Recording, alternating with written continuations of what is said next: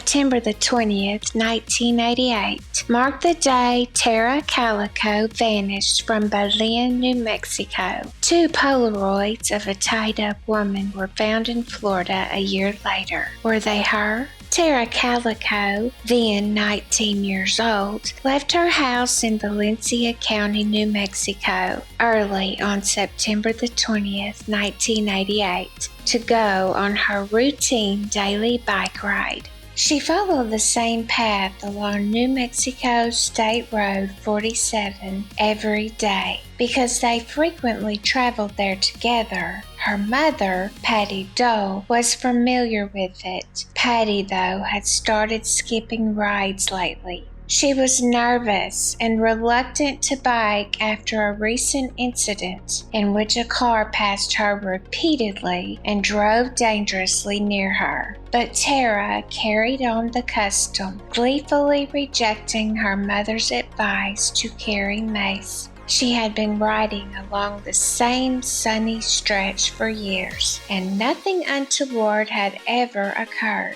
Tara jokingly advised her mother to come looking for her if she did not arrive by noon as she walked out the door. She was determined to keep her 12:30 tennis engagement with her boyfriend. However, Tara Calico never returned home after midday. It started a mystery that would eventually grip the entire country. Patty drove along their bike route the afternoon Tara vanished, hoping for any indication of her daughter. Patty looked for her but could not locate her, so she called the police. Everyone questioned claimed to have not seen any accidents or kidnappings, and the search group they assembled turned up neither Tara nor her bike.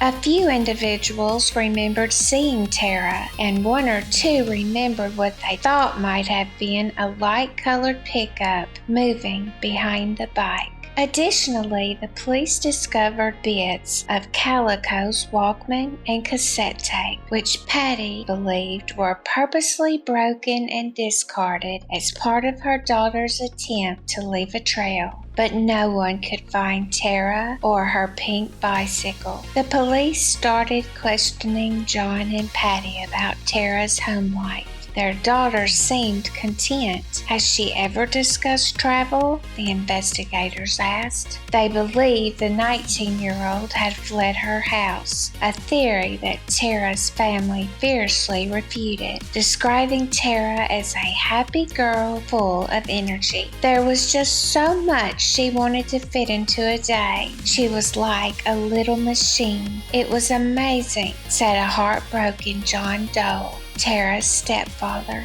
John and Patty continued to wait, but no new information was provided. Tara Calico had just disappeared.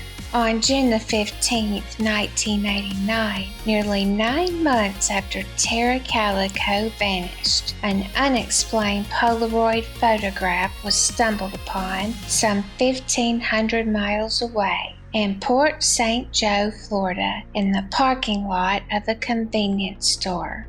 The unsettling image depicted a little boy and a teenage girl lying on sheets and a pillow. Both looked to be restrained and had duct tape covering their mouths. The woman who discovered the photo called the police and reported that a white Toyota van had been parked there just before she arrived. The driver had been a mustached man in his 30s. Police set up a roadblock to intercept the car, but they were unable to find either the van or its driver. The Polaroid gained global attention after being showcased on America's Most Wanted. Patty was alerted by friends who had watched the program to examine the picture and check if it was Tara in the photograph. Patty Dole was not sure when she first saw the picture, but the more she examined the photograph, the more convinced she was. The girl in the picture had a discolored streak on her leg, much like the scar Tara got from a vehicle accident in her youth. The picture showed a dog-eared paperback book. by one of her favorite authors, V.C. Andrews, right next to her. Patty was convinced. Tara was looking back at her from the Polaroid, a little older and without makeup. The authorities, though, were not convinced. Los Alamos National Laboratory specialists questioned whether it was her, and the FBI was unable to provide solid proof in any direction. However, Scotland Yard in the UK examined the image and concluded that it was Tara Calico. All parties concurred that the shot had just been taken. The stock the Polaroid was produced on was not available before May of that year. Thus, it had to have been taken before then. But the officials had no further information.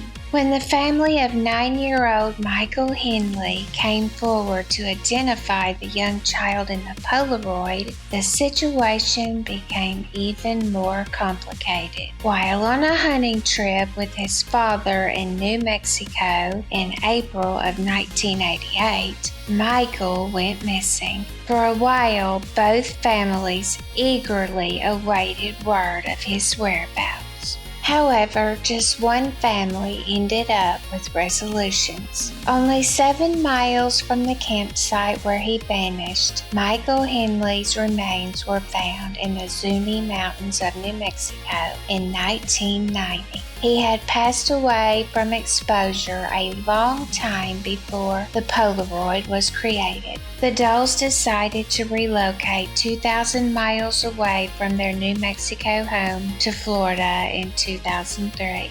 They had wanted to make this change for years, but they had been unable to bring themselves to because they had always hoped their daughter's issue would be resolved amicably. They made the decision to terminate the search for their daughter after receiving numerous ineffective tips and making numerous TV appearances, including Oprah, Unsolved Mysteries, 48 Hours, and A Current Affair, to plead for information. There is nothing I can do here that does not make me think of Tara, Patty Dole remarked of their home in New Mexico. In 2008, a brand new development occurred when Valencia County, New Mexico, Sheriff Rene Rivera asserted that he knew what happened to Tara Calico and the whereabouts of the perpetrators. He did not give the names of the suspects, but stated that they were 2 males following Calico on her bike when an accident occurred. Both individuals were teens at the time of her disappearance. They destroyed her body out of panic. Rivera claimed that he could not make any arrests without any remains. When John Dole learned of Rivera's allegations, he became enraged. He claimed that if the suspects could not be apprehended, there was no need for the sheriff to publicly declare his suspicions. There's such a thing as circumstantial evidence, said Dole, and I know in other places they've gotten a conviction on strong circumstantial evidence. Over the years, 2 other Polaroid images that might have been Tara Calico have come to light. One was a fuzzy image of a girl's face with tape covering her mouth that was uncovered next to a Montecito, California housing construction site. It appears from the forensic evidence that it was taken after May 1989. The second picture, from about February 1990, showed a woman who was loosely bound and had her eyes covered, sitting next to a man on an Amtrak train. In response to either image, no charges were ever filed. Tara Calico has been missing for more than 3 decades. Toward the end of her life, every young woman she saw riding a bike was, in her mind, her missing daughter Tara. Patty Dole died on May 11, 2006, in Port Charlotte, Florida, without ever learning what had become of her daughter. Her biological father, David, passed in 2002. The whereabouts of Tara Calico are still unknown. So far, it is a secret that the Albuquerque Basin has managed to keep for over 30 years. But there continues to be hope that one day this mystery will be solved and some measure of justice can be served. What are your thoughts?